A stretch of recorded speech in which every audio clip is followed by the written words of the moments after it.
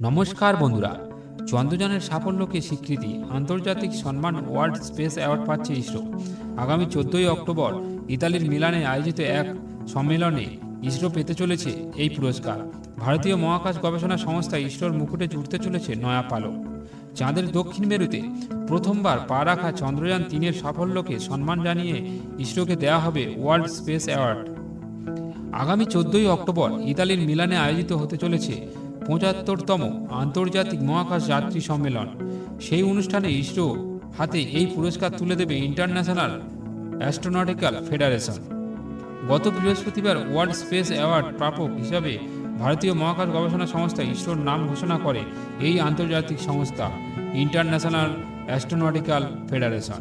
পাশাপাশি ইসরোর উদ্দেশ্যে এক প্রশংসাসূচক বিবৃতিতে জানানো হয়, ইন্টারন্যাশনাল অ্যাস্ট্রোনটিক্যাল ফেডারেশন জানিয়েছেন, ভারত ছাড়াও এখনও পর্যন্ত আমেরিকা, রাশিয়া এবং চীন চাঁদে সফলভাবে অবতরণ করেছে।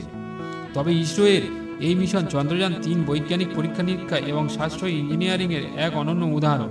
এটি মহাকাশ অনুসন্ধানে ভারতের বিপুল সম্ভাবনার প্রতীক।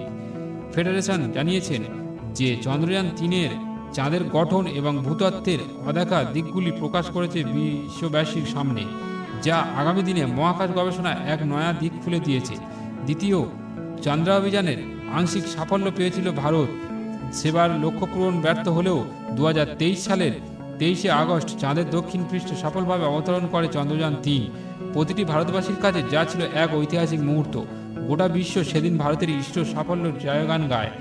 এই বিরাট সাফল্যকে সম্মান জানিয়ে 23 আগস্ট দিনটিকে জাতীয় মহাকাশ দিবস, ন্যাশনাল স্পেস ডে হিসাবে ঘোষণা করে ভারত সরকার।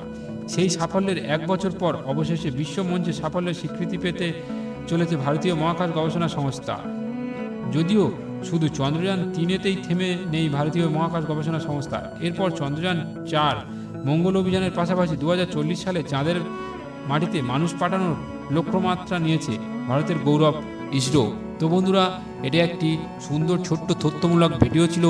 যদি ভিডিওটি ভালো লেগে থাকে তো অবশ্যই ভিডিওতে একটি লাইক, কমেন্ট ও শেয়ার করে সবাইকে জানার সুযোগ করে দেবেন যে আমাদের ভারতের গর্ব ইসরো আজ সবার সামনে নতুন করে ফিরে পুরস্কার পেতে চলেছে আন্তর্জাতিক স্তরে।